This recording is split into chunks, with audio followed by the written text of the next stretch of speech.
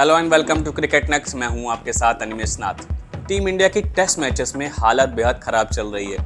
New Zealand के खिलाफ चल रही सीरीज में पहले टेस्ट मैच की पहली इनिंग में टीम इंडिया 46 रन पर ऑल आउट हो गई, लेकिन अब फिर से सेकंड टेस्ट की पहली इनिंग में टीम इंडिया 156 रन पर ऑल आउट होकर पवेलियन वापस लौट गई है।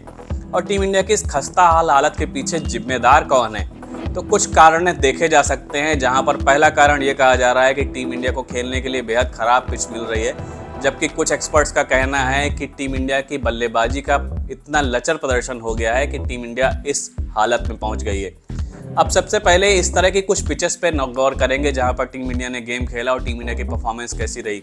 तो सबसे पहले पिछले साल खेले गए बॉर्डर गावस्कर ट्रॉफी का वो मुकाबला, जहां पर इंदौर में एक मुकाबला काफ़ी चर्चा में रहा था क्योंकि पिच बेहद ख़राब थी, और लेकिन इसी पिच पर ऑस्ट्रेलिया ने 9 विकेट से जीत दर्ज की थी इंडिया के खिलाफ। और भारत की बल्लेबाजी की बात करें तो यहाँ पर भी इंडिया पहली इनिंग में मात्र 109 रन पर ऑल आउट हो गई थी, वहीं सेकंड इनिंग्स में इंडिया 163 रन पर ऑल आउट हो गई थी। और इस मैच की बात करें तो पहली इनिंग में इंडिया के टॉप स्कोरर 22 रन बनाने वाले विराट कोहली रहे थे, जबकि सेकंड इनिंग में चेतेश्वर पुजारा ने 59 रन बनाए थे और भारत के लिए टॉप स्कोरर रहे थे।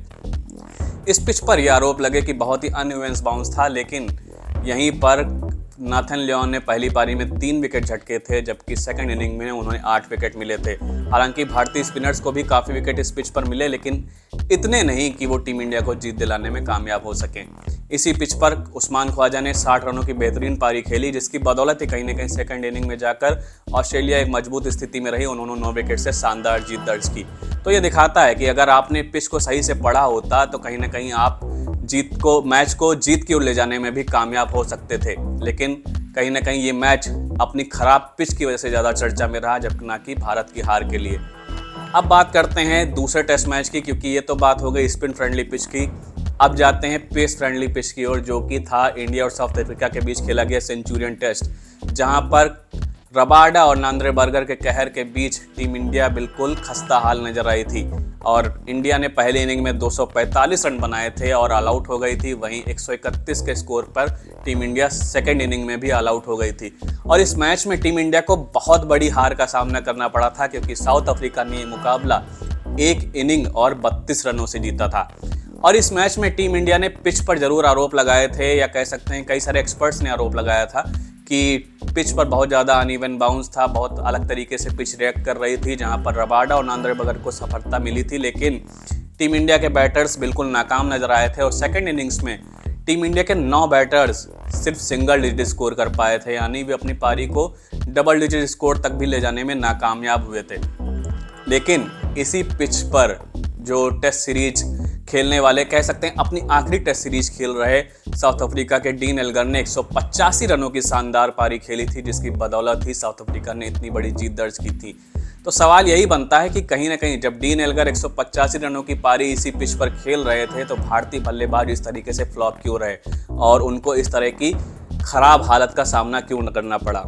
अब आ जाते हैं रिसेंट मैच पे जो खेला गया बैंगलोर में टीम इंडिया 46 रन पर ऑल आउट हो गई। हालांकि सेकंड इनिंग में उन्होंने कोप अप करने की जरूर कोशिश की, लेकिन रोहित शर्मा ने कहीं ना कहीं ये जिम्मेदारी लेकर थोड़ा बल्लेबाजों का भार तो हल्का कर दिया था कि उन्होंने खराब डिसीजन लिया, क्योंकि उन्होंने सिर्फ 3 स्पिनर्स को इस मैच में खिलाया और भारत को हार का सामना करना पड़ा।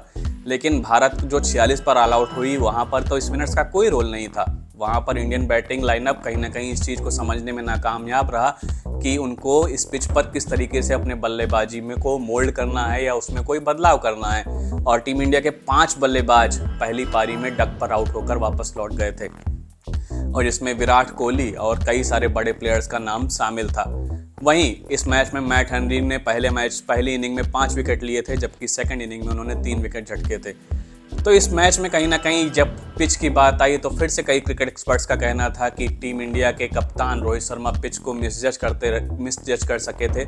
इस वजह से कहीं ना कहीं टीम इंडिया को ये इस खराब हालत का सामना करना पड़ा। लेकिन अगर इसी पिच पर न्यूजीलैंड ने एक अच्छा स्कोर किया और उन्होंने एक बड़ी जीत दर्ज की, तो यह सवाल तो उठता है कि क्या टीम इंडिया के बल्लेबाज इतने कैपेबल नहीं थे कि वो इस पिच पर अच्छा प्रदर्शन कर पाते।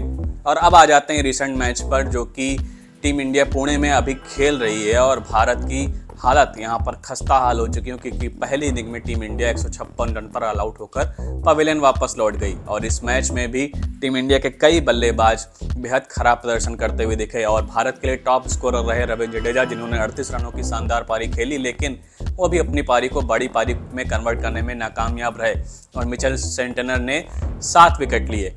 और यहाँ पर अब दो कह सकते हैं कारण कहे जा सकते हैं, या तो भारतीय बल्लेबाजों ने न्यूजीलैंड के स्पिनर्स को कम आंका या फिर से वो पिच को पढ़ने में नाकामयाब रहे।